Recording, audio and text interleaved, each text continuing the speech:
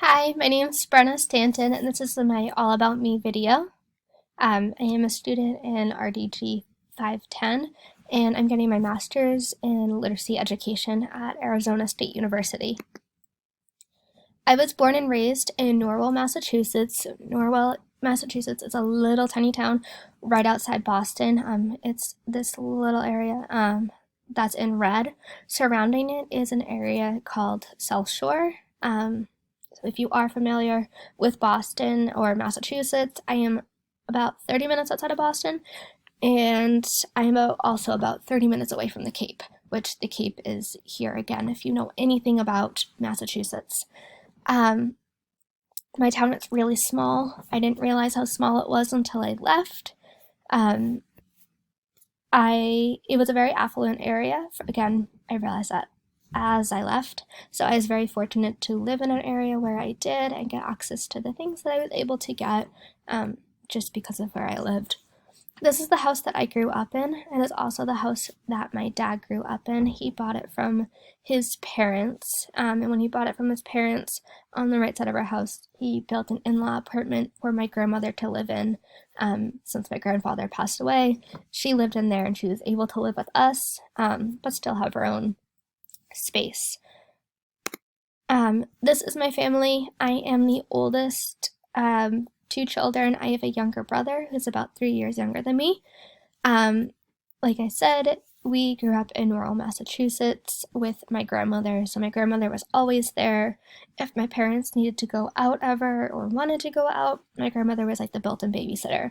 So we had so much time. We did so many things together. We went to vacations together. We had dinner nights together. We were really, really close. Unfortunately, my grandmother did pass away in January of 2017, so we all do miss her very, very much. My family is also a big Disney family. I've been to Disney World about 15 times. I've been to Disneyland, I think, 3 times. And I've been on a Disney cruise 4 times. So we love Disney, everything about it. We watch the movies, we know the songs. We call Disney our summer house, our vacation home, because we were there so often. It's where my brother learned to walk. It's where I remember my most fond childhood memories is being in Disney and being there with my family. The most recent year that I went was actually this past October. It was different than I was used to because we are experiencing the pandemic, so wearing our masks, but it was still a great and magical experience that I've always remembered, and I cannot wait to go back. I have a cat named Gatsby, so I grew up with cats all my life, but this is the first cat that I adopted, so he's completely mine. My parents do have 2 cats. Their names are Snow White and Bogart, but Gatsby is 100% mine. I adopted him in college. Went to college with me, and then we went home. He would come back and forth, so he's a very well-traveled cat.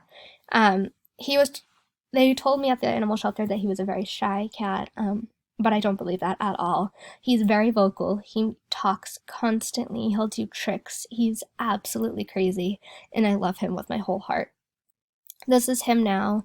He's getting older, so he's starting to be really lazy and snoozing a lot, and he is a great cat, and I really do love him. My interests and the things that I like shape who I am and build who I am and who I will become. So for me, one of my interests from my childhood is dance. I started dancing when I was 2 years old, and I danced for 16 years.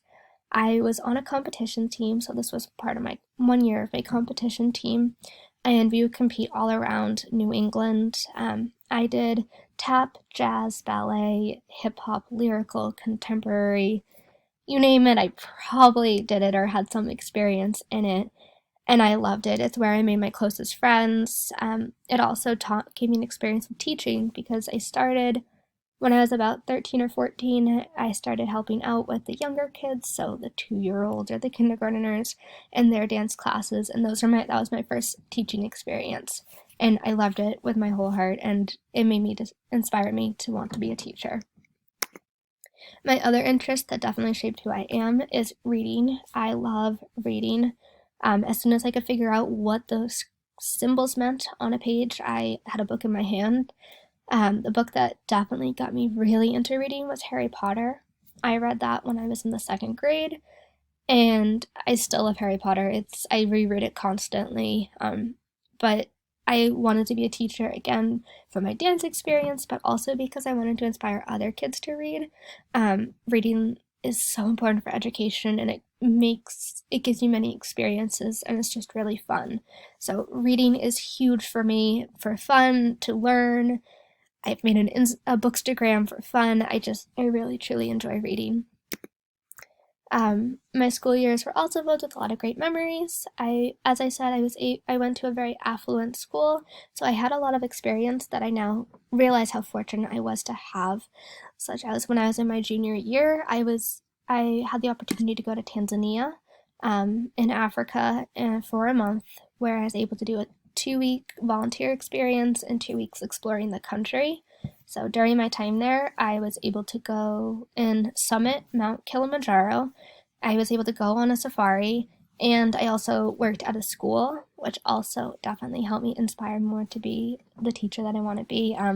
I love talking and working with those kids, and even though we didn't speak the same language, we still found ways to communicate and have fun. And when I messed up words in Swahili because the students spoke Swahili, they laughed, and it was really fun.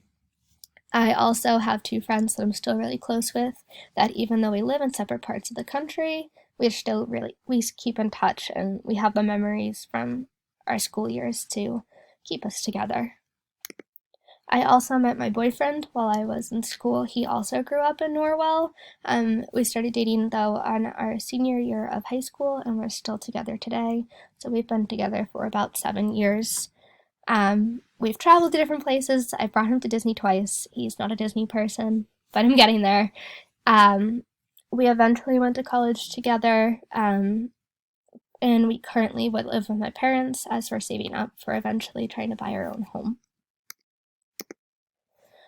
My college plans did not go as I intended them to go. I started off at the University of Alabama my freshman year, and I realized very, very quickly that University of Alabama was not for me. I thought I wanted a big Southern football school, and it just I didn't like football. It just it didn't feel like home. It just wasn't meant for me. So at the end of my freshman year, I did transfer to Purdue University.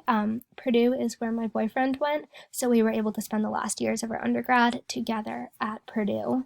At Purdue, I graduated with a major in elementary education and a minor in human development and family studies.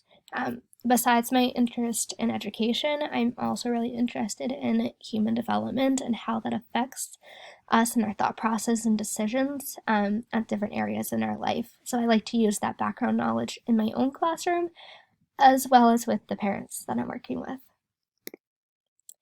In my last year of teaching, that's when I did my student teaching experience.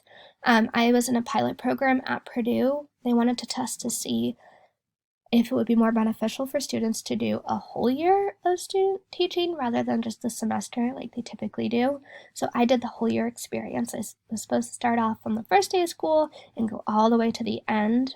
So I did start in August, and I was really excited that first day when I saw my name on a desk, and I just thought it was amazing. It became so real that I was going to be a teacher. My student teaching experience, just like college, was not like I planned. I think I was so underprepared and learned so much, because teaching in the real world is not like teaching that you read in the books and read during your classes. So I had lots of emotions that I was dealing with that I wasn't sure how to deal with. There was a lot of extra stuff that didn't realize that went into it. But I still really enjoyed it. So I was with my second graders, and so if I haven't mentioned before, they are in Indiana because Purdue is in Indiana, so getting to experience Indiana school system. However, it wasn't like I planned, because my student teaching experience ended on March 13th when my school was shut down due to the pandemic.